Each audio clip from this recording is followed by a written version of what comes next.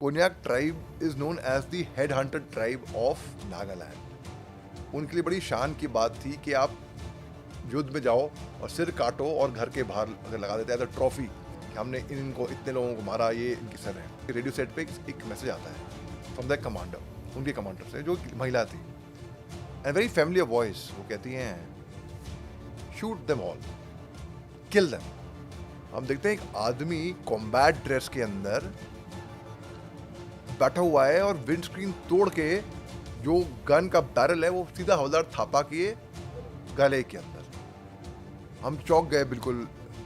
Don't shoot, don't shoot, don't shoot, we are friends, don't shoot. हमने सबसे पहले तो बोला कि भाई कहीं गोली वोली मार दे, कहीं कुछ कर दे। We was shocked. अब राइट साइड से 1 मीटर की फासले से 4-5 लोग निकलते हैं जंगल में से, और बाएं तरफ से भी 5-6 लोग। हम जिप्सी में बैठे हुए थे, हम चौंक गए बिल्कुल। हमें घेर लिया। वो मंजर, वो दैट सिचुएशन ऋषि भाई, इट वाज वेरी स्कैरी। हम लोग मगर बहुत काम अपने आप को अपने वो प्रेजेंट किया, बड़े काम है हम अंदर से। तो भाई हम कहाँ फंस गए। 2007 में, नवंबर 2007 में मैं नागालैंड से दिल्ली आया था 26 जनवरी 2008 की परेड कमांड करने। इतने जोर से मैं कदम मारता था ड्रिल ग्राउंड में कि चिंगारियां निकलती थी। जूतों के नीचे, बूट नीचे होते हैं नाल, नाल, और पाँव की हड्डियां जो हैं मेरी सूज गई थी। तो एक दिन हम ऑर्थोपेडिशियन के पास गए, मैं गिर गया परेड ग्राउंड में प्रैक्टिस करते। तो उन्होंने बोला भाई तुम्हारे तो स्ट्रेस फ्रैक्चर है, तुम तो परेड नहीं कर पाओगे। सब परेड तो मैं करूंगा, दुनिया की कोई ताकत नहीं है जो मुझे रोक पाएगी। परेड तो मुझे करनी है। तुम पागल हो क्या? सर मैं पागल हूं। मेरा तो ऐसा मानना है ऋषि भाई कि कुछ हासिल करने के लिए ना कुछ करना पड़ता है। नमस्ते, जय हिंद दोस्तों। वर्दी वाले के एक और एपिसोड में आपका स्वागत है। आज हमारे साथ एक बेहद खास मेहमान, मेजर मोहम्मद अली शाह। जी हां, ये नाम अपने आप में कमाल है, क्योंकि जब सेना में थे तो इन्होंने धुआंधार देश की सेवा की, और जब सेना से रिटायर हुए तो उसके बाद इन्होंने फिल्मी दुनिया की कमान संभाली। फिल्मी दुनिया में एक्टिंग करते हैं। इसके अलावा नॉर्थ ईस्ट के इलाके में जो है इतनी बेहतरीन रिपोर्टिंग की हुई है कि इन्हें अलग अलग कमेंडेशन भी मिले हुए हैं। सबसे बड़ी बात यह है कि पूर्व deputy chief army staff Zamiruddin Shah के बेटे भी हैं। मेजर मोहम्मद अली शाह, बहुत स्वागत है आपका। और आपसे हम अपने दर्शकों को बता दें कि जो आज बातचीत का कॉन्टेक्स्ट हम रखने वाले हैं वो सबसे ज़्यादा नॉर्थ ईस्ट पर रखने वाले हैं। वजह कि जब ये बच्चे थे, छोटे थे, और इनके पिता जमीरुद्दीन शाह जब अलग अलग कमान संभाले हुए थे, तो उन्होंने भी अपने जीवन का एक लंबा वक्त जो है नॉर्थ ईस्ट सेक्टर में गुजारा। इनका बचपन वहीं बीता है, और इनके जरिए हम समझने की कोशिश करेंगे, क्योंकि इन्होंने भी कई सारे ऑपरेशंस जो हैं नॉर्थ ईस्ट में किए हैं। तो नॉर्थ ईस्ट की दुनिया में क्या कुछ हो रहा है, इसे हम समझने की कोशिश करेंगे। मेजर साहब, बहुत स्वागत है आपका। और जिस तरह का आपका काम रहा है, जिस तरह से आप अभी भी काम कर रहे हैं, आप इसके लिए तो बड़े बधाई के पात्र हैं कि अभूतपूर्व काम है कि एक फौजी जो है वो रिपोर्टर भी है, और नॉर्थ ईस्ट की जो ऑथेंटिक खबरें, जो ऑथेंटिक खबरों का सोर्स है, बहुत अथॉरिटी की तरह आपको लोग देखते भी हैं इस विषय में। तो सबसे पहले तो मैं यही पूछना चाहूँगा अपने दर्शकों के लिहाज से भी, हाल में एनआईए ने एक ऑपरेशन किया और उसमें 6 यूक्रेनी नेशनल्स और एक अमेरिकी नागरिक, जिसे सो कॉल्ड तरीके से सीआईए का एजेंट माना जाता है, और वो जो मैथ्यू है वो बहुत महत्वपूर्ण एसेट अमेरिका का माना जाता है, क्योंकि वो कई देशों में रहा है और गृह युद्ध में वो कई तरह की भूमिकाएं निभाता रहा है। भारत में इन लोगों की गिरफ्तारी जो है वो क्या दिखाती है, क्या बताती है? ये थोड़ा अलार्मिंग फैक्टर है ऋषि भाई। ये मैटर अभी अंडर इन्वेस्टिगेशन है बिल्कुल। और क्योंकि इनके जो कमांडर हैं वो तो जैसे कि अन्य देशों में, जैसे सीरिया में, अन्य देशों में जाकर रह चुके हैं, और हर बार जब ये पकड़े भी गए ना तो अमेरिका का इसमें इंटरवेंशन रहा है इसको छुड़ा के। फिर इस बार कुछ ऐसी चुप्पी पाई साधी गई है, क्योंकि यार may be because they are busy with the war, और वजह क्या है मुझे मालूम नहीं। लेकिन हाँ, और जहाँ तक मैं समझ रहा हूँ कि ये जो 6 यूक्रेनी वासी हैं और एक अमेरिकन सिटीजन है, ये शायद फुट सोल्जर्स हैं केवल इन, और यूक्रेन को तो आपको पता ही है, they are specialist in drone warfare. Drone के बारे में जितनी जानकारी, जितना इस्तेमाल करते हैं भाई, बहुत तगड़ी फोर्स है वो ड्रोन्स की। तो मैं ये समझ रहा हूँ कि ये हो सकता है कि ये केवल पॉन पॉन वो क्या बोलते हैं उसको हिंदी में, मोहरे हो बेसिकली। तो इनके जो मास्टरमाइंड हैं वो और अलग हों। But this is actually alarming, this is actually very very alarming कि देखिए नेपाल में क्या हुआ था। नेपाल में it was unrest in Nepal, Bangladesh के अंदर अनरेस्ट हुआ। Basically these are all influences from outside, external influences actually. ये ऐसा नहीं है कि अंदर मुल्क के अंदर प्रोटेस्ट हो गई। क्या क्या टर्म है उसका, अम, क्या- कौन सी स्टेट है वो, क्या कहते हैं उसको, deep state. Deep state. Deep state, so ये सब डीप स्टेट का काम है बेसिकली अल्टीमेटली जी। तो ये जो 6 यूक्रेनी नेशनल, एक यूएस सिटीजन पकड़े गए, इसके बाद से यूक्रेन बहुत पैनिक्ड है। एक थ्योरी ये भी कही जा रही है कि यूक्रेन को इसलिए आगे किया जा रहा है क्योंकि अगर वो पकड़े भी जाते हैं तो इसमें अमेरिका का या यूके का या और भी जो लोग हैं उनका इन्वॉल्वमेंट कम से कम नहीं पकड़ा जाएगा। इंडिया के साथ क्या ये अच्छा रहा कि ये 6 यूक्रेनियों के साथ एक यूएस नेशनल्स पकड़ा गया, जिसे कई तरह के, जिस पर आरोप लगते रहे हैं मैथ्यू वेंडेक पे कि वो कई तरह के कोवर्ट ऑपरेशन करता है अमेरिकी सेना के लिए, अमेरिका के लिए। इन सब का साथ में पकड़ा जाना इंडिया के लिए क्या थ्रेट देखते हैं आप? थ्रेट तो है ये बिल्कुल। देखिए हालांकि वो लोग ट्रेनिंग प्रोवाइड कर रहे थे, उन्हें बोला कि वो ट्रेनिंग दे रहे थे, और हालांकि अब तक कुछ ऐसा नहीं है कि direct involvement with Indian insurgent groups. उन्हें म्यांमार के अंदर, देखिए एक रूट है बताऊं, बहुत पुरुष है। हाँ, मैं वो उस पर आऊँगा। मैं पहले इसको अगर हम लोग कंप्लीट कर ले कि ये कितना थ्रेट आप देखते हैं, और ये लोग क्या वहाँ पे एंटी इंडिया एक्टिविटी को भी इंट्रोड्यूस कर रहे थे म्यांमार के लैंड पे क्या? Yes possible, definitely possible. I mean nothing can be ruled out. NIA भी प्राइमरी तौर पर जो इन्वेस्टिगेट कर रही है वो ये कह रही है कि एंटी इंडिया एक्टिविटी में ये लोग इंडल्स थे। Quite possible. एनआईए को मैं बहुत ही अच्छी सटीक ऑर्गेनाइजेशन मानता हूँ, और एनआईए की इनपुट्स बिल्कुल बहुत गंभीर तरह से लेने वाले इनपुट्स हैं। और यूक्रेन को लेकर क्या कहेंगे कि यूक्रेन जो कह रहा है कि भाई ये तो रशिया के इनपुट पर, हमने देखा है कि रशिया के इनपुट पर ये कार्रवाई की गई है, मोटिवेटेड एक्शन लगता है, यूक्रेन को फ्रेम करने वाला लगता है, इनको तुरंत रिलीज किया जाए, इस तरह के जो बयान आ रहे हैं उस पर क्या आप कैसे, क्या बेचैनी देख पा रहे हैं आप? नहीं नहीं, उसमें तो I don't really see much merit in that कि भाई ये रूस का काम है।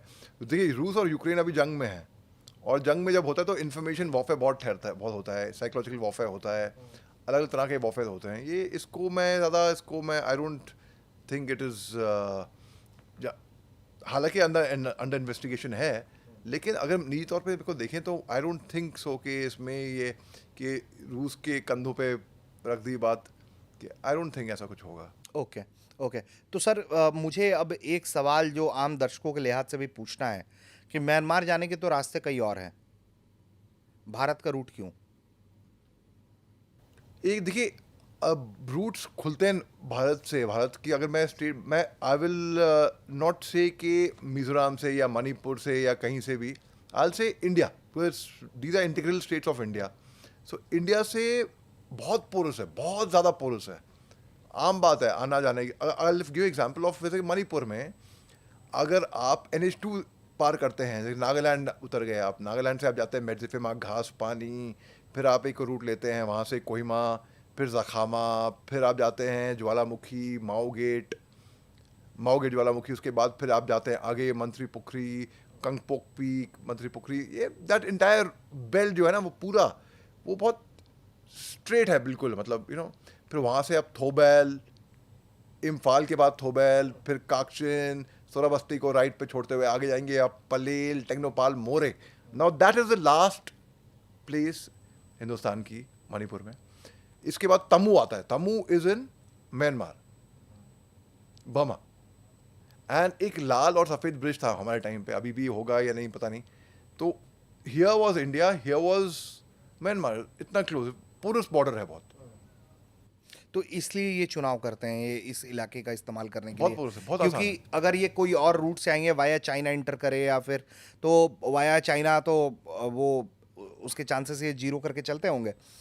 इसके अलावा भी और भी रूट्स हो सकते हैं, थाईलैंड के जरिए भी आ सकते हैं, लेकिन वो सारे रूट्स ये लोग क्यों नहीं इस्तेमाल करते हैं? दे नॉट इतने पुरुष नहीं है। जैसे कि अगर आप लाओस से देखें या अगर आप कहीं और से देखें तो नॉर्थ ईस्ट कंट्री से वहाँ से it's not that E simple. यहाँ से बहुत सिंपल है एक्चुअली, यहाँ से बहुत सिंपल है। ठीक है।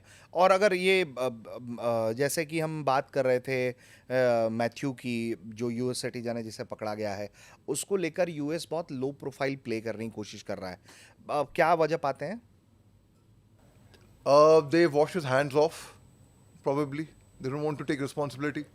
हाँ कि भाई, हाँ दूसरी बात है वो खुद अभी उलझा हुआ है अपने आप ईरान इसराइल के साथ युद्ध के अंदर। तो बेसिकली इसके लिए आज भाई हमेशा अमेरिका ने खड़ा हुआ है, अमेरिका ने लेकिन आपको लगता है कि इंडिया ने एक यूएस का मजबूत एसेट अपने हाथ में पकड़ लिया है? हो सकता है, यस यस, क्वाइट पॉसिबल। तो ये जो यूएस भी बेसिकली वो तो दुनिया का दारोगा बनने की प्ले करने की कोशिश करता है, जो हम लोग आम बोलचाल की भाषा में कहते हैं। तो इस बारी उसकी दरोगागिरी निकल जाएगी आपको लग रहा है? या जो बात कही जा रही है कि नॉर्थ ईस्ट के अंदर सीआईए चाहता है कि कुछ प्रॉब्लम हो, क्योंकि पहली घटना नहीं है, इसके पहले भी यूएस सिटीजन को पकड़ा गया है। Walkie talkie, wireless walkie talkie, drone expertise और तमाम चीज़ों को लेकर वो वहाँ पहुँच रहे थे और उनकी गिरफ्तारियाँ भी हुई हैं। फ्लैग भी होता रहा है कि भाई कुछ हो रहा है यहाँ पे ऐसा जो इंडिया को नुकसान पहुँचाने की कोशिश है। तो ये एक सीरियस अलार्मिंग सिचुएशन है जिसको वाकई में बहुत सीरियस थ्रेट के तौर पे देखना चाहिए। बिल्कुल 100% seriously, so we should take it very very seriously. और देखिए 2021 में भी रिपोर्टिंग हुई थी कि फॉरेन नेशनल्स आए हैं।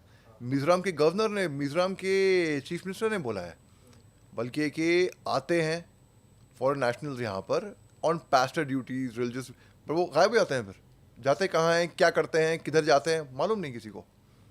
सो बेसिकली यस, थ्रेट तो है। और अब जो हमने देखा हाल के दिनों में मणिपुर में जो हुआ, ये आपके सब्जेक्ट से भी जुड़ा हुआ है और इस इलाके में आपने बहुत ऑपरेशंस भी किए हैं, तो इसको भी कोरिलेट कर पा रहे हैं आप क्या? जो मणिपुर के अंदर कुकी मैती का झगड़ा जो है अभी भी शांत होने का नाम नहीं ले रहा है, मतलब that is still going on, भले उसको डाउन प्ले करके देखा जा रहा है लेकिन that is still going on. Rishi भाई फ्रैंकली स्पीकिंग शुरुआत में ना मैं इसको नहीं मानता था। ठीक है, मैं कहता नहीं यार ये एक एथनिक कॉन्फ्लिक्ट है, ये इन यहाँ के माइते कोकी के बीच की बात है, कुछ मिसअंडरस्टैंडिंग हुई है, कुछ बात है, तो कोई बाहर से ऐसा कुछ, ऐसा मेरा मानना था पहले। ठीक है, you have to understand North East very well. अगर बहुत लोग हैं जो नॉर्थ ईस्ट को जनरलाइज कर लेते हैं, north east part of India. देखिए नागालैंड अलग है, मणिपुर अलग है, मिजोरम अलग है, त्रिपुरा अलग है, असम अलग है, अरुणाचल प्रदेश अलग है, मेघालय अलग है, अब भूटान आगे शामिल भी हो गया उसमें, 7 सिस्टर्स में 7 सिस्टर्स एंड 1 ब्रदर भूटान। तो और नागालैंड को भी बात करें या मणिपुर की बात करें, हर डिस्ट्रिक्ट अलग है।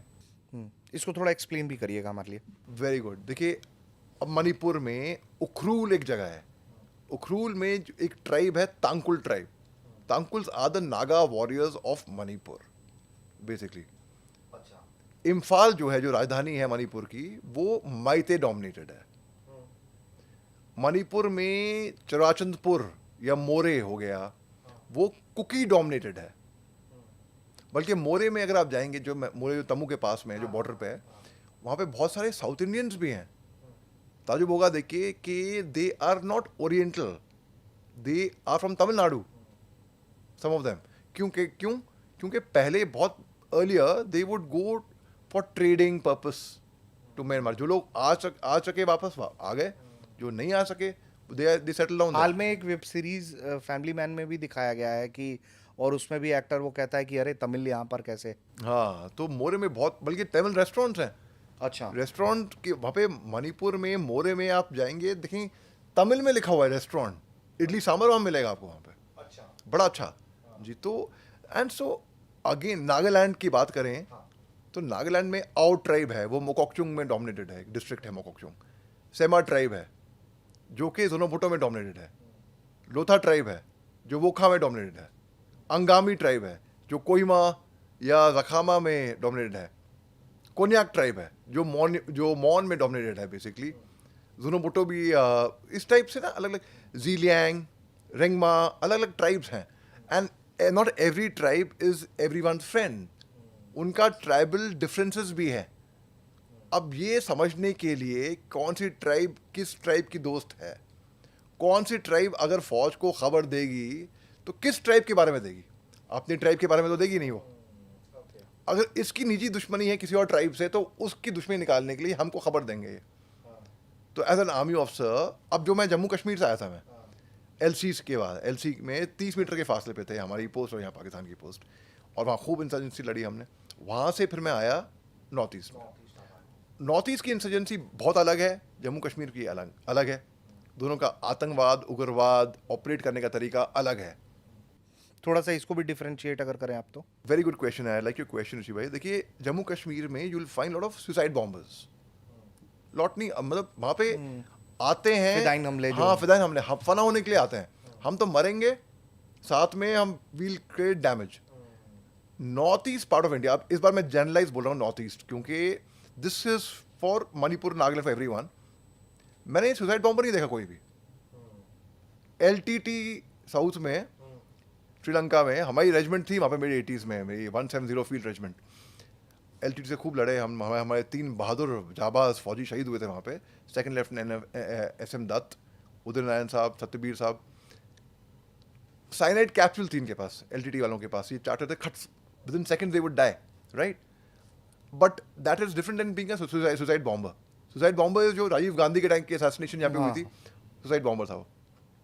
जम्मू कश्मीर में पाकिस्तान, आतंकिस्तान से आते हैं वो. वहाँ पे मणिपुर में, नागालैंड में नहीं देखा मैंने. चाहे PLA हो, people liberation army, not of China, PLA of Manipur, चाहे UNLF हो, United nation liberation front, pre पाक हो, चाहे KYKL हो, तो मैंने देखा नहीं कि इनके पास कोई सुसाइड बॉम्बर हो. They have a full proper कार्डर.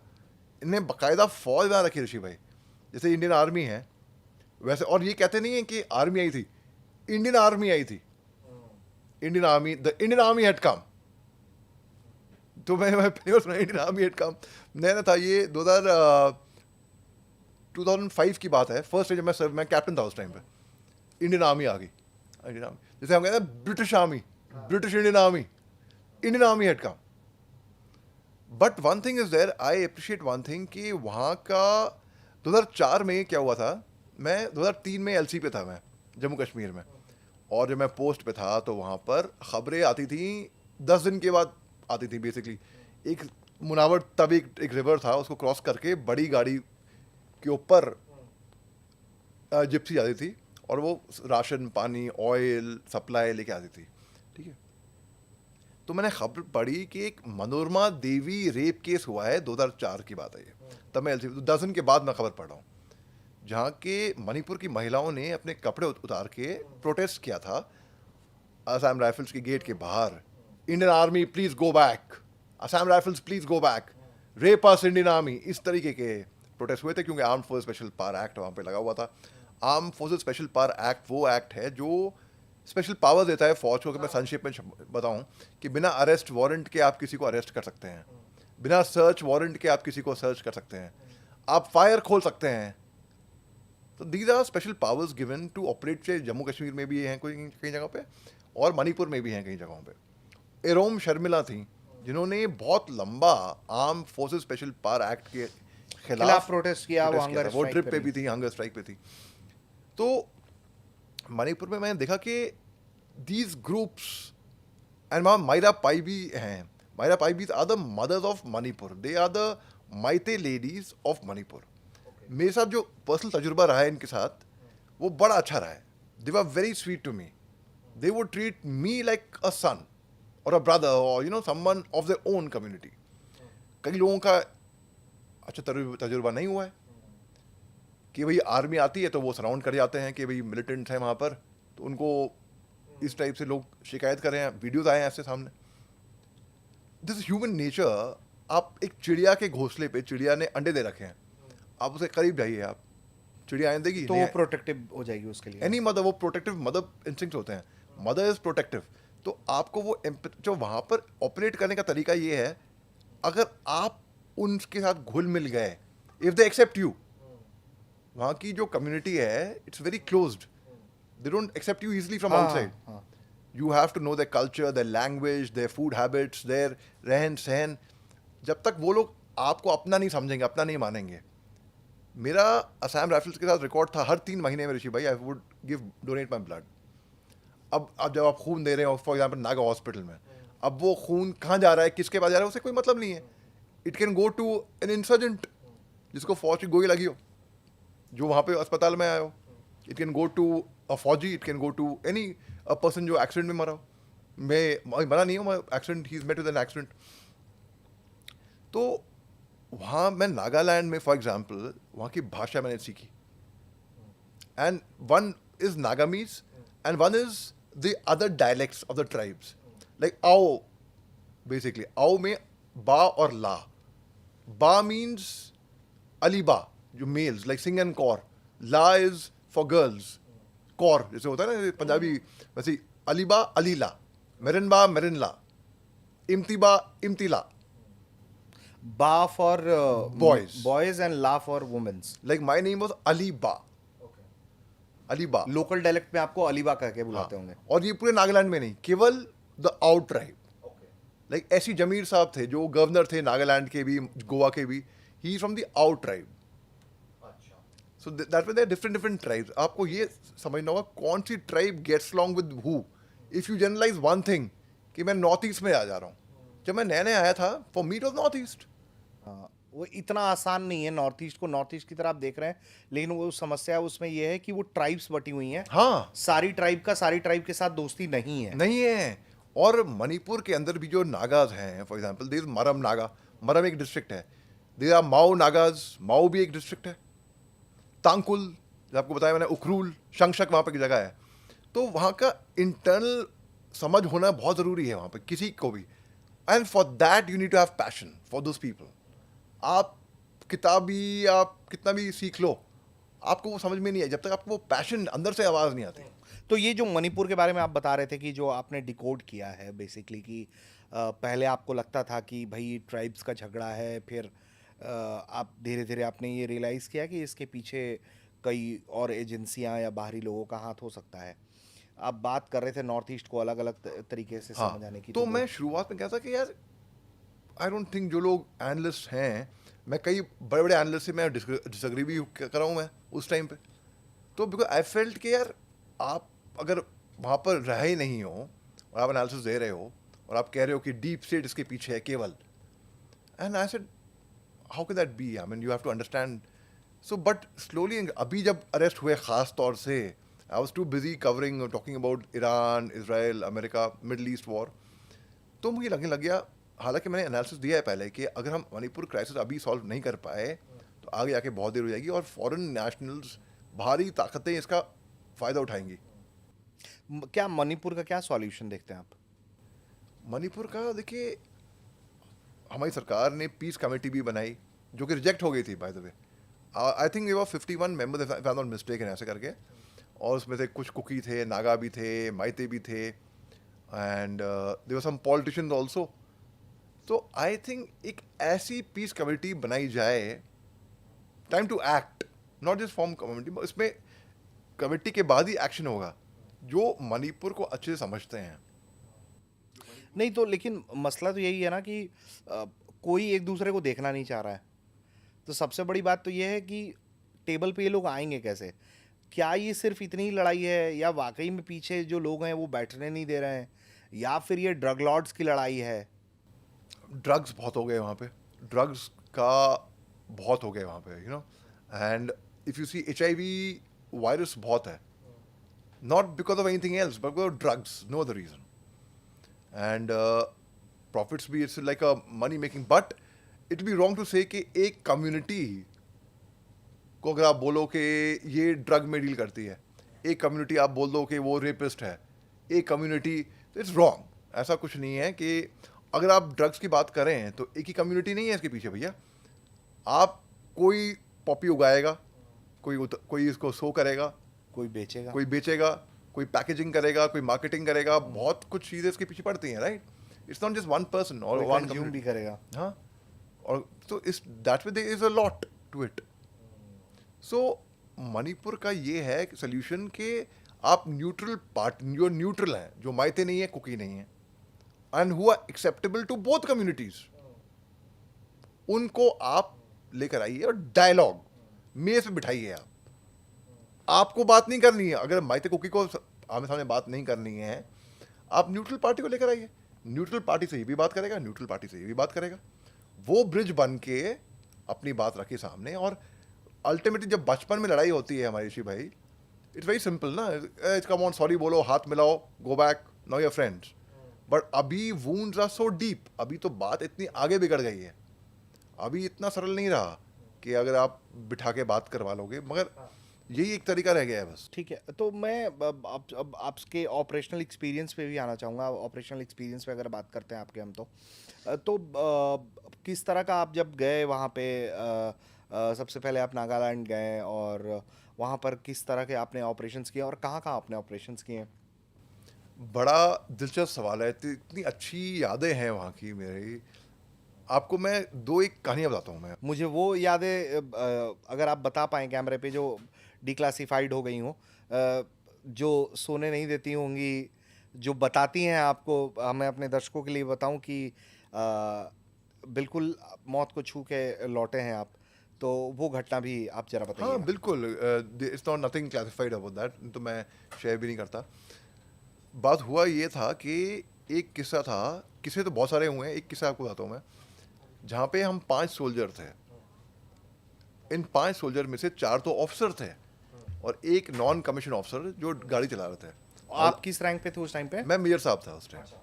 तो हम लोग कोहिमा से उतर रहे थे दीमापुर जाने के लिए, फ्लाइट पकड़नी थी हमको, and I was going to get married at that time. कोई छुट्टी पे जा रहा है कोई अपना, तो हम उतरे तो मेडजिफेमा घास पानी आया रास्ते में, फिर आया एक जगह चुमुक दीमा। और चुमुक दीमा एक ऐसी जगह है जहाँ पे पहाड़ियाँ ख़त्म हो जाती हैं। ये 2008 की बात है, ये मार्च की। तो तब व्हाट्सएप नहीं थे वोग में, वी हैड एसएमएसेस। सबको पहाड़ी इलाका ख़त्म हुआ, नेटवर्क आने लग गया, तो एसएमएस आया कि आपका जहाज़ डिले हो गया 3.5 घंटे।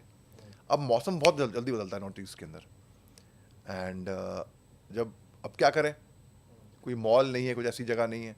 तो मैं कहा सर मैं इस जगह पे पहले सर्विस कर चुका हूँ, मैं यहाँ पे एडीसी रह चुका हूँ, एक पहाड़ी एक है, बड़ी खूबसूरत पहाड़ी है, और बारिश होने वाली है, शायद मौसम बदल रहा है, अगर बारिश हो गई, धूप भी है, शायद रेनबो भी आएगी, और रेनबो आएगी तो वाटरफॉल भी है वहाँ पर, और बड़ा अच्छा जंगल है, वहाँ चलते हैं, बड़ा मस्त रहेगा। हमने कंसेंसस बनाया, हाँ चलो चलते हैं। बस हवलदार थापा को बोला भैया हमें उस पहाड़ी पे ले आओ प्लीज़, तो वो लेने लग गया हमको पहाड़ी पे। जैसे ही हम पहाड़ी की तरफ जा रहे थे, एक यूक्लिप्टस पेड़ बड़ी जड़ों के साथ आकर हमारे बिल्कुल जिप्सी की, वाइट हार्ड टॉप जिप्सी के सामने आके गिरता है, थाड़। अब पेड़ गिर गया, क्या करें? हमने कहा कोई बात नहीं, जय माता की बोलो और चढ़े हो आगे।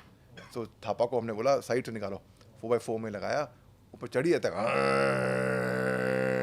जिप्सी ऊपर चढ़ी रही थी कि अचानक से कुछ बहुत भारी भरकम कुछ आके वाइट हार्ड टॉप जिप्सी की छत पे आके गिरता है, थाड़, पूरी जिप्सी हिल गई।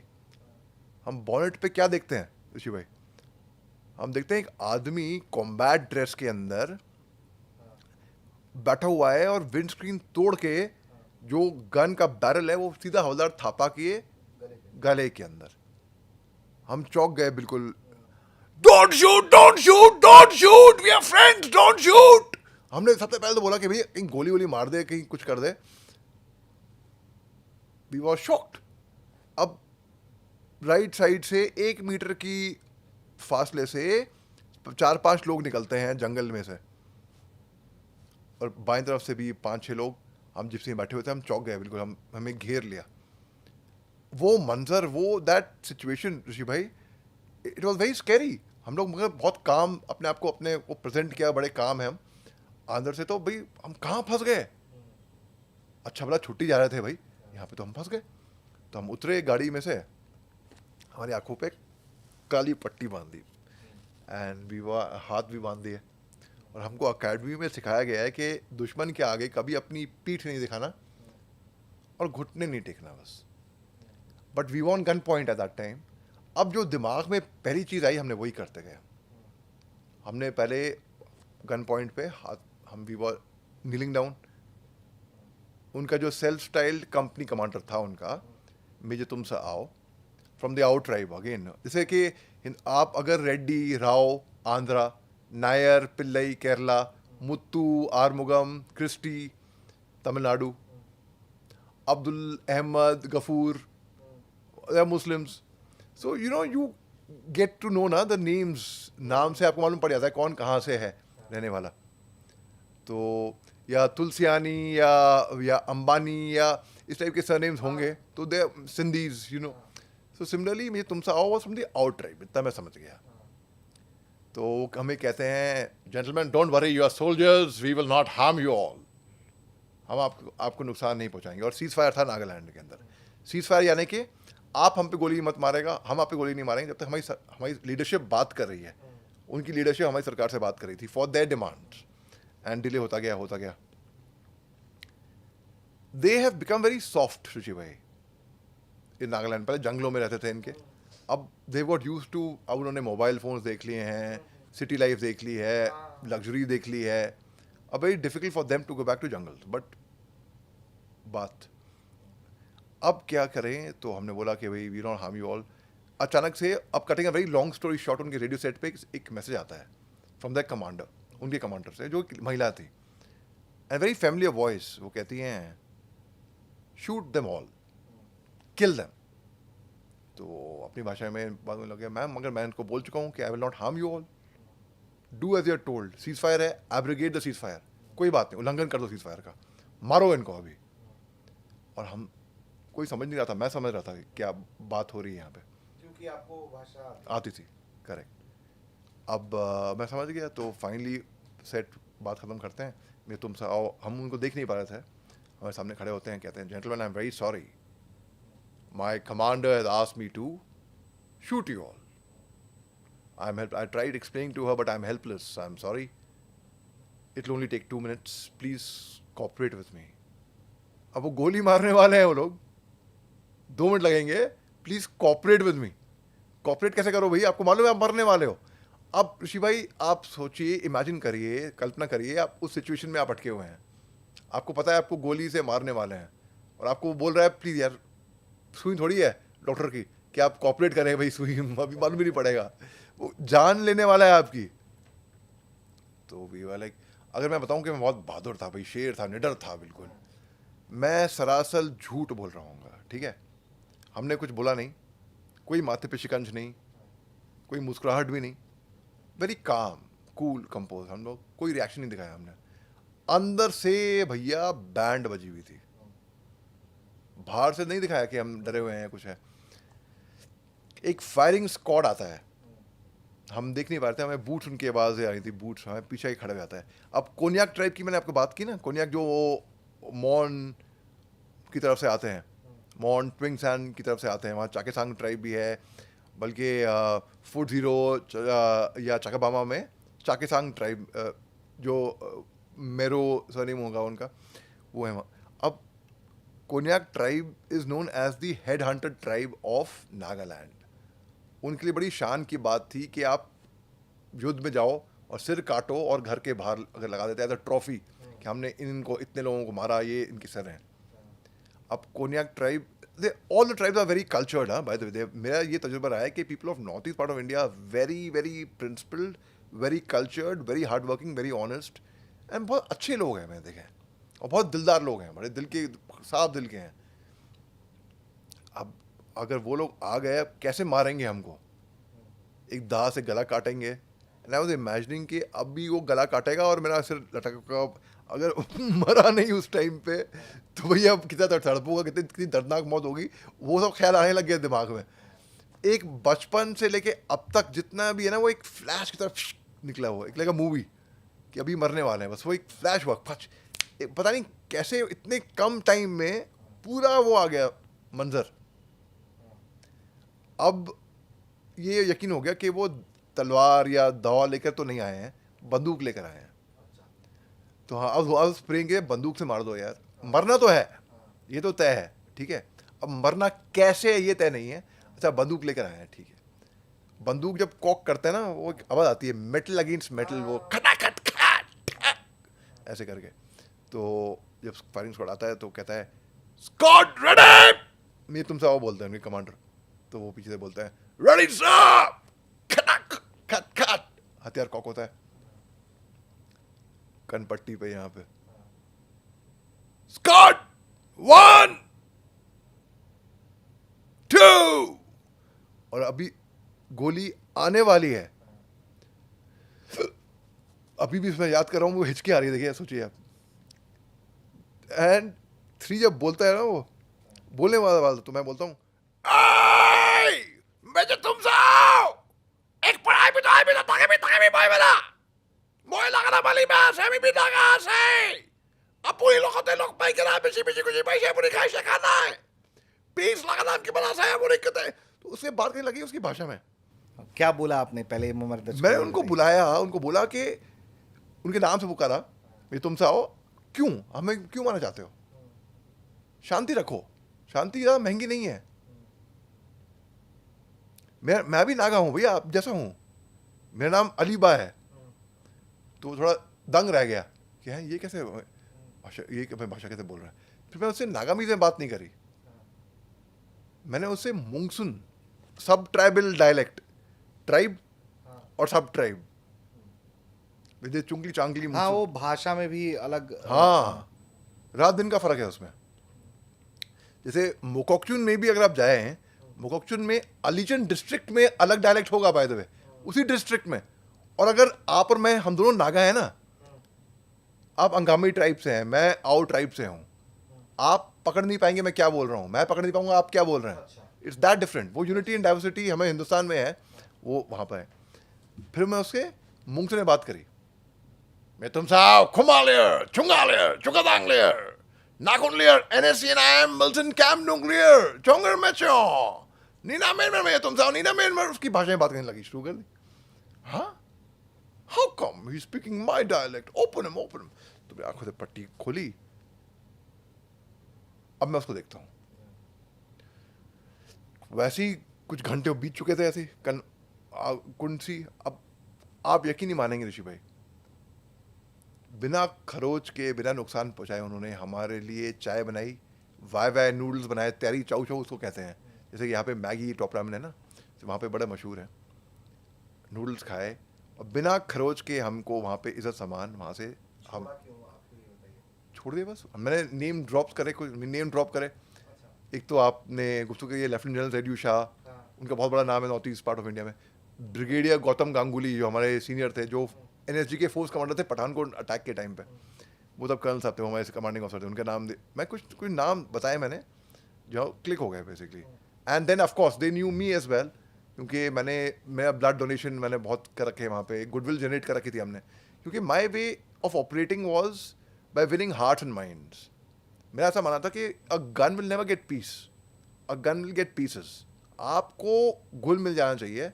आपसी इंस्टेड ऑफ, अगर मैं बंदूक के नोक पे आपको कह रहा हूँ कुछ बात मानने के लिए, शिव भाई आप कर भी लेंगे बंदूक की नोक पे, मगर बंदूक की नोक जैसे हटेगी आप वापस, यू विल नॉट। आपको मैंने समझाया ये एक बात, आपको समझ में आ गई वो बात, अब आप वो बात करिए, यू विल नॉट, आप नहीं चेंज वापस पलटी खाएंगे, क्योंकि आपको समझ में आ गई ये बात, you are convinced about it. तो वहाँ के लोकल्स जब मेरे को वर्दी में देखा करते थे ना, हथियार के साथ, AK-47 के साथ, they just feel that the army is here to protect you, not to intimidate you. तो ऐसा बहुत, तो उन्होंने बातचीत पे उन्होंने हमें छोड़ दिया अल्टीमेटली। एंड जिप्सी टूट गई थी, विंड स्क्रीन तोड़ दिया था, वो सब। This was one scary experience. और एक और मैं आपको बताऊँ, एक बड़ा अच्छा किस्सा है, बहुत ही अच्छा किस्सा है। 28 सितंबर 2005, मुझे तारीख इतनी अच्छे से याद है। ये जिरीबाम एक जगह है मणिपुर में।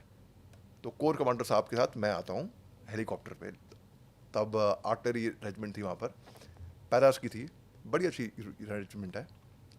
एंड वहाँ पे मेरे सीनियर थे हेमंत ठाकुर, वो पहुँचा, हमने केक वेक काटा। तब 28 सितंबर इसलिए याद है क्योंकि गनर्स डे होता है। 28 गनर्स डे इज़ लाइक जैसे इन्फेंट्री डे होता है, इज़ लाइक।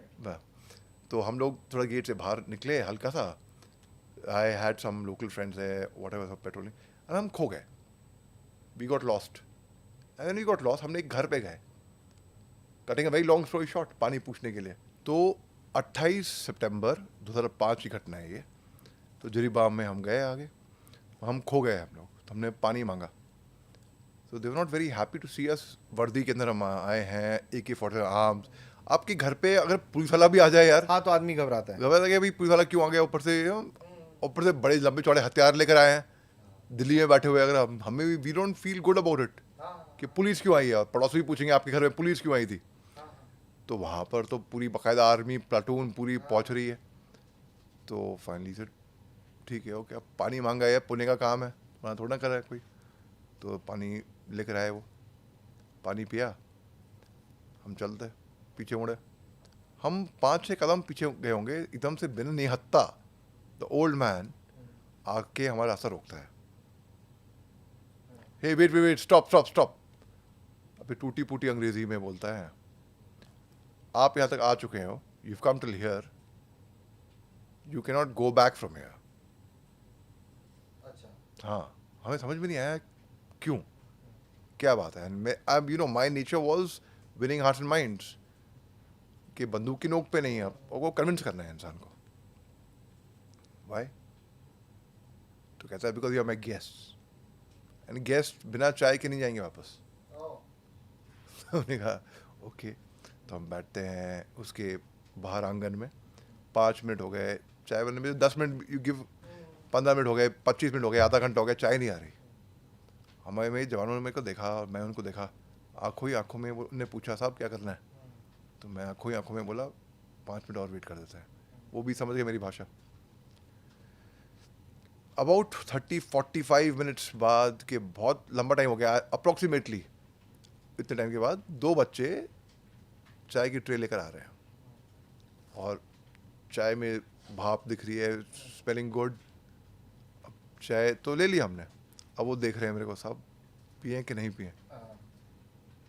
अब मुझे खुद समझ में नहीं आ रहा, बट आई टोल्ड देम पी लो। तो हमने जय माता की बोला और चाय पी ली, थैंक यू बोला। कहता है वेट वेट, वो हमारे लिए मेरे लिए एक हैंड क्राफ्ट, एक क्या कहते हैं उसको, व्हाट थिंग इज दैट, या लकड़ी का क्राफ्ट का, उसके एक बास्केट लेकर आया वो, वीट की बास्केट, तो केन की बास्केट। तो मैंने बोला कि नहीं व्हाट्स रिक्वायर्ड, नहीं द गिफ्ट, वो अब तक रखी हुई है मेरे पास। तो थैंक यू बोला, हम चल गए। हम 20 कदम आगे गए होंगे, एक जवान बोलता है साहब मेरे को चक्कर आ रहा है साहब। तो उसको देख के दूसरा आदमी बोलता है साहब मेरे को चक्कर आ रहा है। अब मैं घबरा गया, और वो चाहे हमने सबने पी है, मैंने भी पी है, उन्होंने भी पी है। I was feeling fit. मैंने हेड काउंट सबसे पूछा, सबको नॉर्मल लग रहा था। हम कैसे, हमने फिर फाइनली हम हाईवे तक पहुँचे, गाड़ी आ गई, हम अपने जहाँ पे हमको रुकना था रात को वहाँ रुक गए। तो आप क्या पैदल पेट्रोल पे पैदल, भटके थे आप, या पैदल पैदल हम वहाँ पे रात को रुक गए फिर। तो वो उनको जो चक्कर आ रहा था उसका क्या फंडा था? Exactly, I come to it.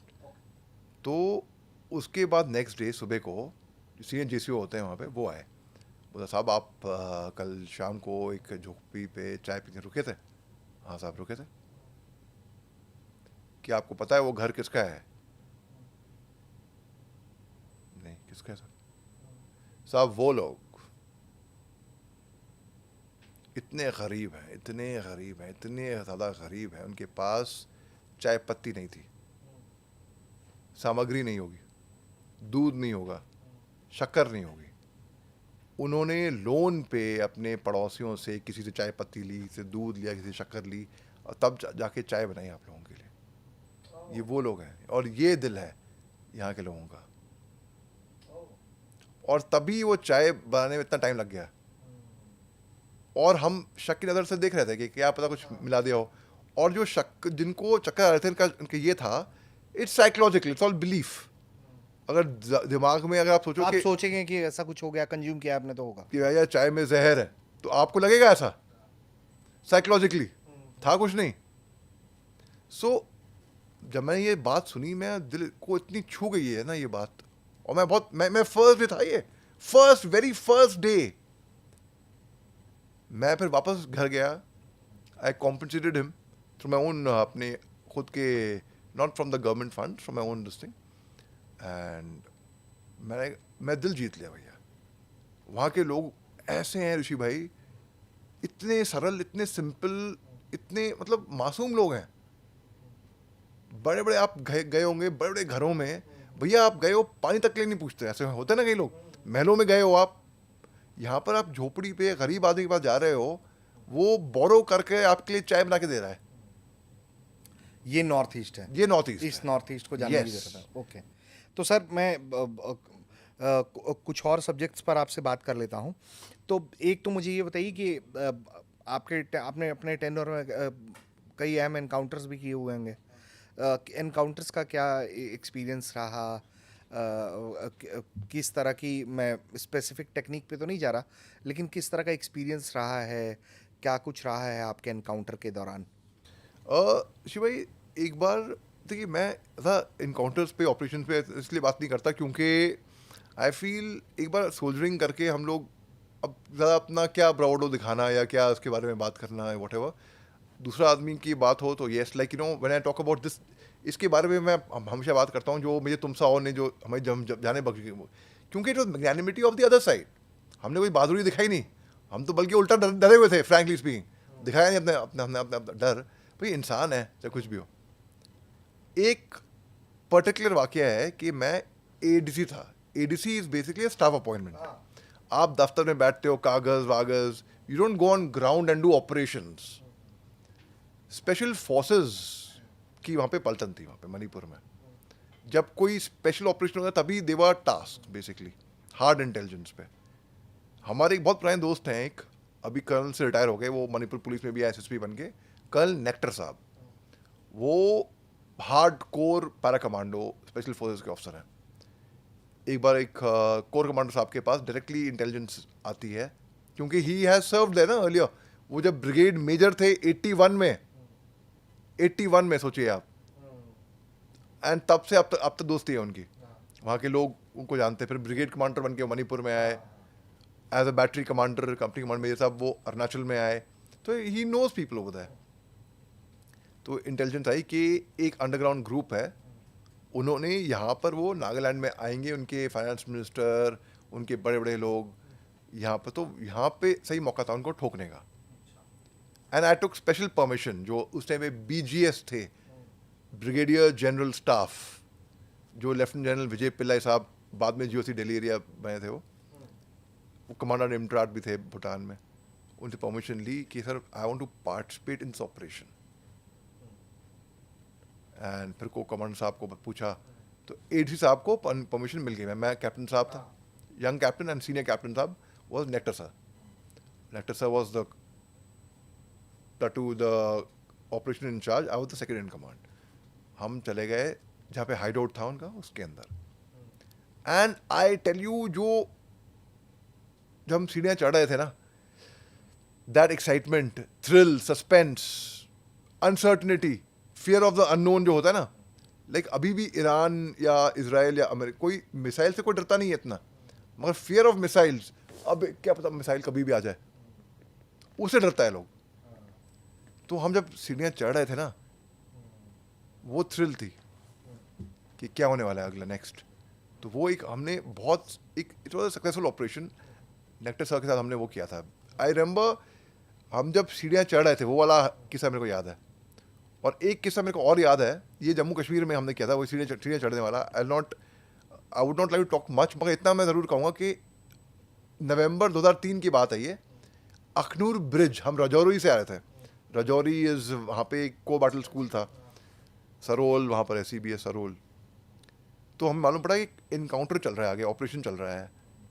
तो अल्टीमेटली एक क्या हुआ था, एक उग्रवादी, 4 उग्रवादी थे बेसिकली, ये घर में घुस चुके थे और घर में लेडी को मार दिया, बच्चों को मार दिया, और वो घर का कब्जा करके अंदर बैठे हुए थे। जब आर्मी कॉर्डन कर रही थी उनको, तो वो कैलकुलेटेड फायर कर रहा था। वो एक गोली ठाक, फिर चुप कुछ चंद मिनट के लिए, फिर और करीब जा रहे हैं, ठाक, फिर चुप। And we had machine guns, we had AK-47s। हम तो एक बर्स्ट में फायर करते, but we do not know गोली कब कहाँ से क्या आने वाली है।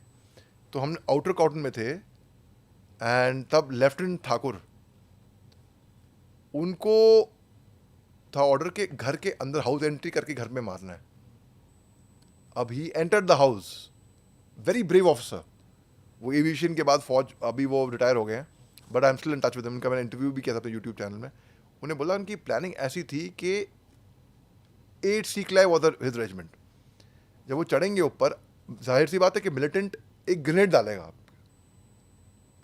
जैसे वो ग्रेनेड डालता है, जिसके सामने भी वो ग्रेनेड आए ना, पहले सबसे पहले वो बंदा इस ग्रेनेड के ऊपर जाकर लेट जाए बिल्कुल। क्यों?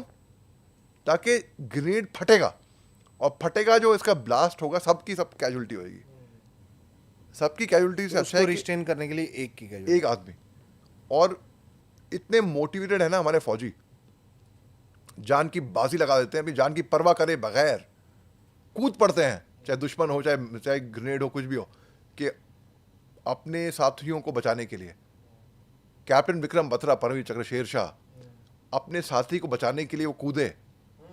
आप सोचिए, I am sorry, I am with all due respect, civil में मैं भी आया हूँ सिविल में, but I haven't seen that kind of comradery and bonding कि आप अपने दोस्त को बचाने के लिए अपनी खुद की जान की बाजी लगा दोगे आप। ये बहुत रेयर है भाई कि उसके लिए। ठीक है, यहाँ बहुत मैं देखा कट थ्रोट कॉम्पिटिशन है भैया। अच्छा, ये मेरे से बेहतर क्यों, मैं क्यों नहीं? तो there is lot of cut throatism, right? यहाँ पर तो you are promoting the other person. तो ये ऑपरेशन था कि भी हम ग्रेड के ऊपर ले जाएंगे, बट हम लोग बाहर आउटर कॉटन में थे, ठाकुर सर अंदर थे। एंड एक किस्सा और भी मेरे को याद है, दिस वन ऑपरेशन जो अल्टीमेटली फाइनली जब उन्हें किया तो वो लोग ऑलरेडी मरे पाए गए मिलिटेंट अंदर। कैसे मरे वो? जब बाहर थी हमारी फौज और वो अंदर से मारा था, ठाक ठाक, ऑलरेडी ही had got injured, and then they slowly bled to death. और एक किस्सा और याद है कि हम एलसी पे थे, और एलसी पे हम अंडरग्राउंड बंकर में रहा करते थे, और हम मच्छरदानी का बहुत प्रयोग करते थे। हम मच्छरदानी इसलिए क्योंकि मच्छर बहुत हैं, ना इसलिए नहीं, केवल वहाँ पे सांप, बिच्छू, गिरगिट, कीड़े मकोड़े बहुत थे वहाँ पे, उनसे बचाव करने के लिए। और 30 मीटर के फासले पे पाकिस्तान, और बैट एक्शन टीम थी। Bat action team is BAT, हाँ, जो बॉर्डर एक्शन टीम, जो कि अभी सर्जिकल स्ट्राइक्स कहलाती है। वो पहले ट्रांस बॉर्डर रेड थी, वो कहलाती एक टाइम पे, फिर बैट एक्शन का नाम हुआ, फिर अब सर्जिकल स्ट्राइक्स हो गया। तो अगर वो आती है यहाँ पर, बैट एक्शन एक बार आई थी हमारे बंकर पे बाय द वे, और मैंने रात को सुना, मैंने आवाज़, लेफ्टिनेंट साहब अंदर अपने बंकर में सो रहे हैं, ऐसी आवाज़।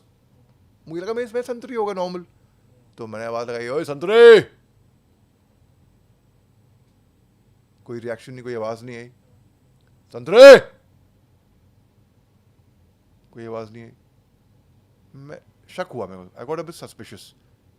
और मेरा जो हथियार था ना, personal weapon, my AK-47 used to be मेरे शरीर का एक अंग बन गया था वो।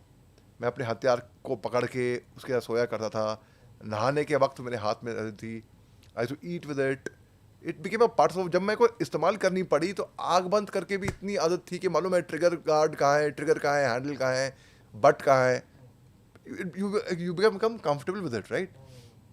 मैं हथियार रात को अंधेरे में कॉक किया, खटाखट खैट, और जैसे ही मैंने कॉक किया ना, सिर के नीचे माइनफील्ड थी, विंटेज माइनफील्ड, सिर के बल दौड़ने की आवाज़ आई किसी की। 4, 5, 6 लोग भागे वहाँ से।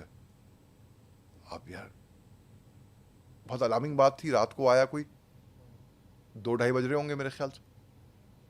तो मैंने अलार्म रेस किया, तो कंपनी कमांडर वहाँ पर, बड़ी अच्छी इन्फेंट्री की रेजिमेंट थी, उनको मैंने बताया, गैरी सर थे, मेजर गौरव सर, उनको मैंने बताया, सर ऐसी बात है कि भाई रात को, अरे तुम नए हो यहाँ पे, इस इलाके में तुम्हें पता नहीं है, यहाँ पे कोई भैंसा वैसा आ गया होगा, सुअर वुअर आ गया होगा, खाना यहाँ फेंकते हैं, लंगर है, इसके लिए रात को ऐसा कैसा कुछ है नहीं यहाँ पे सर। मगर मैंने ठीक है मान लिया, भागने तो सुअर भागा, भैंसा भागा।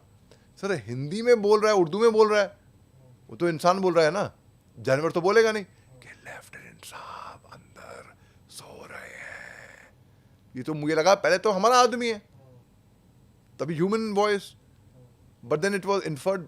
उस दिन तो लोगों ने खूब हंसाई, खिली उड़ाई, but it was actually, it was उस तरफ से बैड एक्शन टीम आ रखी थी, ये बाद में इन्फर हुआ। तो इस टाइप के हाँ, और हमने अब जो मिलिटेंट को मारा काटा ये वो तो अलग कहानी है भैया। विद द स्पेशल फोर्स हमने ऑपरेशन कर रखे हैं, विद द एसएफ। तो it was my dream to wear maroon beret. एक बात, अहम बात मैं बताऊंगा आपको ऋषि भाई, this is connecting again to north east. जब मैं अकेडमी में गया ना, तो मैं फिजिकली फिट था बहुत। My father was a serving major general that time in the army, उन्हें ट्रेनिंग दिलाई थी मेरे को। तो मगर एक टेस्ट ऐसा था जब मैं फर्स्ट अटेम्प्ट में फेल, सेकेंड अटेम्प्ट में फेल, थर्ड अटेम्प्ट में फेल, फिर मिड टर्म ब्रेक हुई, सारे कैडेट्स घर गए और मेरे को इजाज़त अनुमति नहीं मिली घर जाने की। मैं अकेडमी में ही रुका रहा। उसके बाद फोर्थ अटेम्प्ट हुआ अकेडमी खुलने के बाद, उसमें भी fail. After getting extra drills, punishments, तैयारी करने के बाद fifth attempt fail, sixth attempt fail. तो मेरा मार्चअप हो गया कमांडेंट साहब के पास, commandant of the officers training academy. Major general Awasthi साहब थे, बड़ी बड़ी मूछों के साथ, राजपूत रेजिमेंट के, very charismatic, very fine general officer.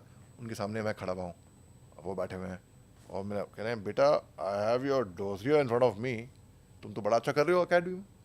तो dossier like a report card in French it's called. तुम तो, मगर एक टेस्ट ऐसा है, तुम बार बार रिपीटेडली और कंसिस्टेंटली फेल होते आ रहे हो, क्यों? मैं जानना चाहता हूँ प्रॉब्लम क्या है, क्यों?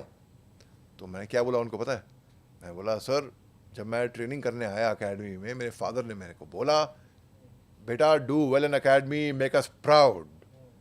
And very important advice he gave me was, but most importantly, always keep your performance consistent. तभी मैं कंसिस्टेंटली फील होता।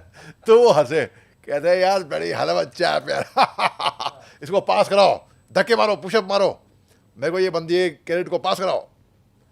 क्योंकि फील्ड मार्शल सैम मैनिशॉ का भी सेंस ऑफ ह्यूमर लोग आज भी दाग देते हैं, ठीक है। तो ऐसा हुआ। फिर 6 सितंबर 2003 को हमारा कोर्स पास आउट हो रहा था। मेरे को इजाज़त अनुमति नहीं मिली। हमारा पूरा ख़ानदान फौजी ख़ानदान है बेसिकली। ये तो इंडस्ट्री, फिल्म इंडस्ट्री से हैं कुछ लोग, ये तो फौज में है। तो my brother in law was serving in the navy that time, my 2 uncles were serving in the army that time. सब लोग आए अपनी वर्दी। मेरा एक कज़न है, वो अभी एयरफोर्स में सर्विस कर रहा है। तो बेसिकली भी आप पूरा हार्ड कोर वर्दी वाले हैं। आपके शोई वर्दी वाले हैं। तो हम आए। अच्छा, मैं छुप गया, मैं पासिंग आउट परेड में नहीं दिखा कहीं पे भी कि भाई मैं छुप जाता हूँ। मेरे पेरेंट्स आए हुए हैं। अब मेरी मदर मेरे ज़्यादा स्मार्ट है, वो बाइनोकुलर लेकर आई थी। मैं बोला मैं मध्य लाइन में होऊंगा, मध्य कैरेट में, तो नज़र नहीं आता था ना। वो मध्य लाइन में सबसे आगे वाला कैरेट आता है, या तो पीछे की लाइन में अलग से। तो वो बाइनोकुलर लेकर आई और वो देख रही थी कहाँ पर है बेटा मेरा, और मैं अपने बैरक्स में छुपा हुआ कहीं पे। फिर जब स्टार लगे हमारे, फिर मैंने बताया नहीं ऐसी बात, I was allowed to take part in the parade. तो बहुत ख़राब लगा इनको। मगर ऋषि भाई, अहम बात ये है, connecting to the north east again, 2007 में, नवंबर 2007 में मैं नागालैंड से दिल्ली आया था 26 जनवरी 2008 की परेड कमांड करने के लिए। उस परेड में नहीं आए तो इस परेड में, और ये ऑर्डर प्रेसिडेंट राष्ट्रपति को सलामी देते हुए, ठीक है जी बिल्कुल। और कर्तव्य पद तब उस टाइम पे राजपथ खिलाता था, राजपथ होता था। तो उससे हम गुजरे। और मैं परेड ग्राउंड में, ड्रिल ग्राउंड में इतना जोश अभी भी है। तो ये पैर आपने वहीं तो दोनों तोड़ लिए थे वहाँ पे। You are right, I appreciate your research, you got to know exactly homework. तो मैं जब रिसर्च अपना होमवर्क करता था ना, अपना मैं प्रैक्टिस करता था, मैं रिसर्च होमवर्क कह रहा हूँ आपको, देखिए मैं प्रैक्टिस करता था बेसिकली। तो इतने ज़ोर से मैं कदम मारता था ड्रिल ग्राउंड में कि चिंगारियाँ निकलती थी। जूतों के नीचे, बूट नीचे होते हैं नाल, और पाँव की हड्डियाँ जो हैं मेरी सूज गई थी। तो एक दिन हम ऑर्थोपेडिशियन के पास गए, मैं गिर गया परेड ग्राउंड में प्रैक्टिस करते। तो उन्होंने बोला, भाई तुम्हारे तो स्ट्रेस फ्रैक्चर है, तुम तो परेड नहीं कर पाओगे। सब परेड तो मैं करूँगा, दुनिया की कोई ताकत नहीं है जो मुझे रोक पाएगी, परेड तो मुझे करनी है। तो तुम पागल हो क्या? सर मैं पागल हूँ। मेरा तो ऐसा मानना है ऋषि भाई कि कुछ हासिल करने के लिए ना कुछ करना पड़ता है, कुछ खोना नहीं पड़ता, कुछ करना पड़ता है। मैं करूँगा, मुझे परवाह नहीं थी। मैंने कहा 26 जनवरी के बाद अगर दोनों पाँव कट भी जाए मेरे को मंजूर है भैया, परेड तो मैं करूँगा, जख्म इसके अकेडमी से है। और एक और बात थी कि 1987 में जब मैं छोटा बच्चा था, मेरी सिस्टर का सिलेक्शन हुआ था स्कूल से, बच्चों की झांकियाँ होती है ना 26 जनवरी की। मेरे नाना का इंतकाल हो गया था 23 जनवरी के आसपास। 26 जनवरी से 2-3 दिन पहले, तो she could not take part in the parade. और जो मेरी चाचा एक आर्मर्ड कोर में भी हैं, तो उन्होंने 26 जनवरी 1987 में आर्मर्ड कोर कंटेंजेंट कमांड किया था राष्ट्रपति को सलामी देते हुए। तो वो हम दूरदर्शन में हमने देखा, हमने मेरठ से, तो that thing was always there in my mind. अब ऋषि भाई ये बात गलत बात है, कोई ना करे हमारे दर्शकों में से कोई ना, ये देख के मुस्कुरा रहे हैं, ये कौन है ये, नाम लिख लो अपना कमेंट सेक्शन में, ब्लू शर्ट, ये ब्लू शर्ट आपसे बात कर रहा हूँ मैं, ये देख, हाँ आप साहब, तो आप मत करना ये, ठीक है। तो मैंने पेन किलर्स लिए खुद, और यही ताकत, बस पूरी ताकत यहाँ पर है। और मैंने परेड कमांड करी, और राष्ट्रपति के आगे मैं शेर की तरह दहाड़ा वहाँ पे बिल्कुल, और वो वीडियो है यूट्यूब पे 30 सेकंड का, and that's bin a golden moment of my life. ये इस टाइप के ऑनर, और ये मेरे नॉर्थ ईस्ट से मिले हैं मेरे को ये honours. Parade, DG Assam rifle, director general Assam rifle combination card, lieutenant Pradeep Nair साहब, जिनसे भी बात हुई थी मेरी कुछ टाइम पहले। फिर जनरल आर.सी. तिवारी, जो कि खुद GOC 3 कोर रह चुके हैं, नागालैंड से अच्छे से वाकिफ है वो, पूरे north east part of India से। उन्होंने मेरे को कॉम्बिनेशन कार्ड दिया अभी 2 दिन पहले कलकत्ते में। सो नॉर्थ ईस्ट ने मेरे को बहुत दिया है, तो बल्कि ये देश को बहुत दिया है। बिल्कुल। तो ये नॉर्थ ईस्ट वाले एपिसोड में हमने बात की। बिल्कुल आखिरी हिस्से में फौजी आदमी जीवन भर जिसने जंगल छाना, एनकाउंटर्स किए, तमाम चीज़ें की, फिल्म का जो चस्का उसको तो पहले से था, कोर्स के टाइम से ही था, या जब आपने सर्विस पूरा किया अपना उसके बाद आपने कहा कि अब कुछ नया करूँगा तो फिल्में करूँगा? बड़ा अच्छा सवाल आपने पूछा, और शुक्रिया आपने ये सवाल पूछा मेरे से। देखिए, आपके माध्यम से और आपके प्लेटफॉर्म के माध्यम से और आपके माध्यम से मैं एक बात क्लियर कर दूँ मेरे सारे दर्शकों को। बहुत लोग आज तक मैं सुनता आया हूँ, मुझे सुनने में आया है कि आपने फौज से रिज़ाइन क्यों किया था, आपने इस्तीफ़ा क्यों दिया। मैंने बिल्कुल नहीं रिज़ाइन किया, ना ही कोई इस्तीफ़ा दिया मैंने एक मल्टीनेशनल कंपनी से इस्तीफ़ा दिया था, जहाँ मेरी तनख्वाह बहुत अच्छी थी, फौज का जोश जुनून एक्सपीरियंस करने के लिए, फौज ज्वाइन करने के लिए। तो मैंने फौज छोड़ी नहीं, फौज ज्वाइन करी मैंने। और मैंने क्या ज्वाइन किया, मैंने परमानेंट कमीशन नहीं ज्वाइन की थी, मैंने 5 साल के लिए ही मैंने साइन अप किया था। मैंने 5 साल के बाद मेरा कॉन्ट्रैक्चुअल पीरियड खत्म हो रहा था। अब हाँ, वो अलग बात है कि अगर मैं चाहता तो उसको एक्सटेंड कर देता या परमानेंट कमीशन मिल जाती, but I was very clear कि 5 साल ही करूँगा मैं। अब before I join officers training academy, जब मैं मल्टीनेशनल कंपनी में काम कर रहा था, बहुत कम लोग ये बात जानते हैं कि सुपरस्टार जो है रणदीप हुड्डा, शाहिद कपूर और मैं, हम 3 एक ही क्लास के वर्कशॉप में थे एक्टिंग के, जो नसीरुद्दीन शाह साहब कंडक्ट करवा रहे थे नेशनल स्कूल ऑफ ड्रामा में NSD 3rd ईयर्स के लिए। हम तीनों को एक्स्ट्रा स्पेशल परमिशन मिल चुकी थी बाहर से आके सीखने की। रणदीप हुड्डा, शाहिद कपूर फिर बॉम्बे गए, 2001 की बात बता रहा हूँ मैं आपको, उससे भी पहले की शायद, और स्टार बने वो।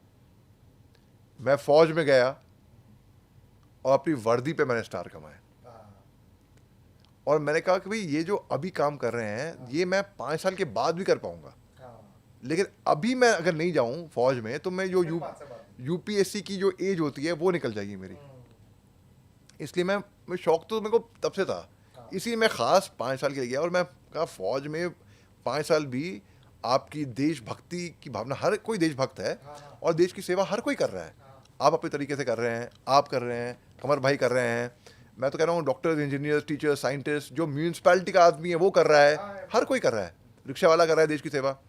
मैं वर्दी पहनने का जो अलग जो रुतबा, जो जोश जुनून था, वो अलग था मेरा, तो वो पूरा हो जाएगा।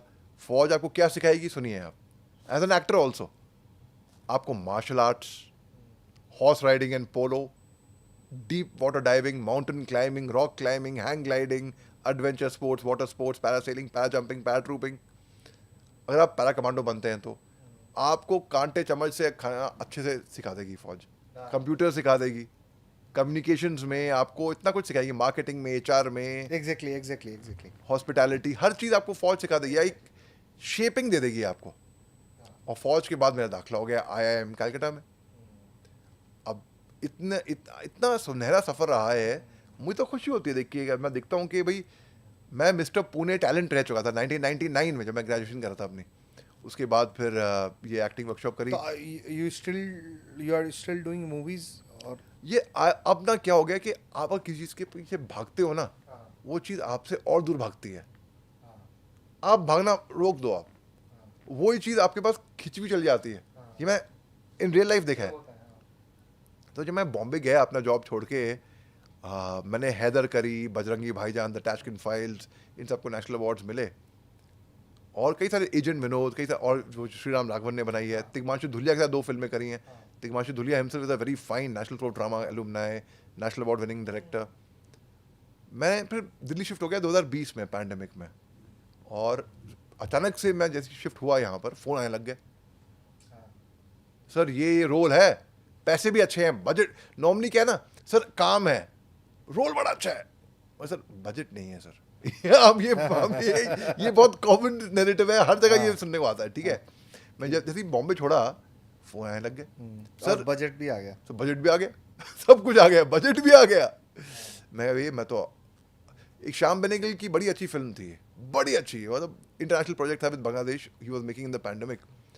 उसका ऑफर आया था, उनके जो लेखक हैं अतुल तिवारी साहब, उनका फ़ोन आता है मेरे पास, इसी के ये रोल है। तो अब it was very good, Bombay आना था मेरे को, और पैंडेमिक का पीक था, और तब जहाज़ वाज खुले थे। अब रिस्क था कि मैं रोल के लिए जाऊं बॉम्बे, मगर कहीं कोविड लग जाए, बहुत सब डरे हुए थे, याद है आपको? बिल्कुल, हर किसी को डर था, बिल्कुल बिल्कुल बिल्कुल। ब्रेड खरीदने के लिए डर रहे हैं कि बिल्कुल। भैया छू मत मेरे को, बस हाथ धोना, फिर सैनिटाइज करना, ये करना, कपड़े नहीं उतारना।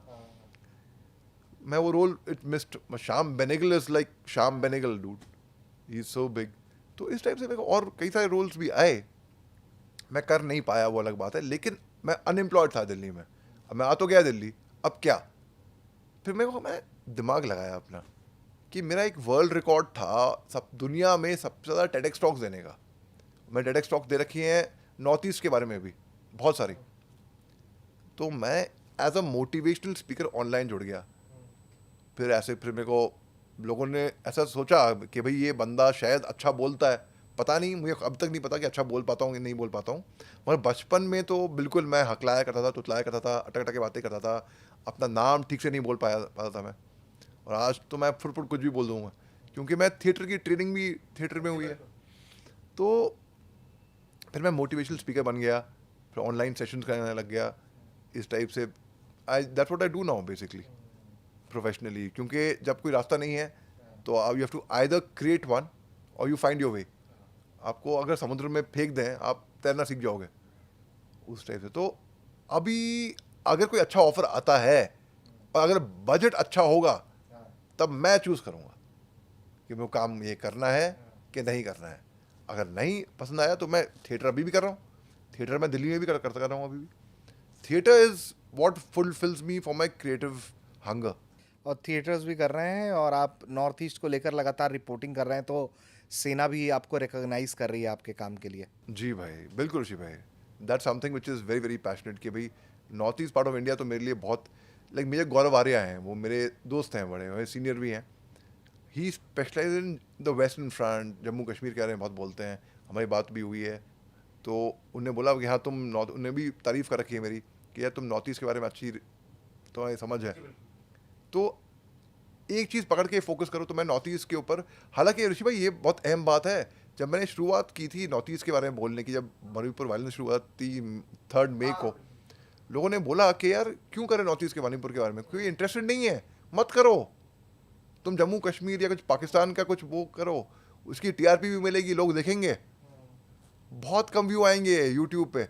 आप यकीन नहीं मानेंगे, मिलियंस में गए, मिलियंस जो मेरे मणिपुर के एनालिसिस हैं बाद में। बिल्कुल बिल्कुल। शुरुआत में तो बहुत छोटी सफर हाँ थी। नहीं बिल्कुल, वो और लोगों ने उसको रिकॉग्नाइज भी किया है। कोका कोला जैसी बहुत बड़ी ब्रांड ने भी अपने पहले साल में केवल 9 बोतलें बेची थी। कहते हैं ना, एक journey to 1000 miles begin with a single step. बिल्कुल, तो वो वही वजह है, और यही कारण है कि आज हम लोग आपसे नॉर्थ ईस्ट की कहानियां भी सुन रहे हैं आपसे सर। तो मेजर साहब, आपने अपना कीमती वक्त दिया, आपका बहुत बहुत शुक्रिया। आपने भी ऋषि भाई, शुक्रिया। Thank you so much. तो दोस्तों, आज हमारे साथ बेहद खास मेहमान जुड़े हुए थे। उम्मीद करते हैं कि इन्होंने जो नॉर्थ ईस्ट के बारे में आपको आज बताया है, समझाया है, उससे आपकी समझ नॉर्थ ईस्ट को लेकर ज़्यादा बेहतर हुई होगी। और इन्होंने भी खुद से जुड़ी हुई जो कहानियाँ सुनाई, किस तरह से इन्होंने ये लोग मौत को छू कर वापस आए और किस तरह से इनके जीवन में इस तरह की घटनाएं अहम रहीं इनको एक बेहतर इंसान बनाने में, एक बेहतर फौजी बनाने में, वो सब कुछ सुनाया हमने आपको। हम उम्मीद करते हैं कि आपको वर्दी वाले का ये एपिसोड पसंद आया होगा। जय हिंद।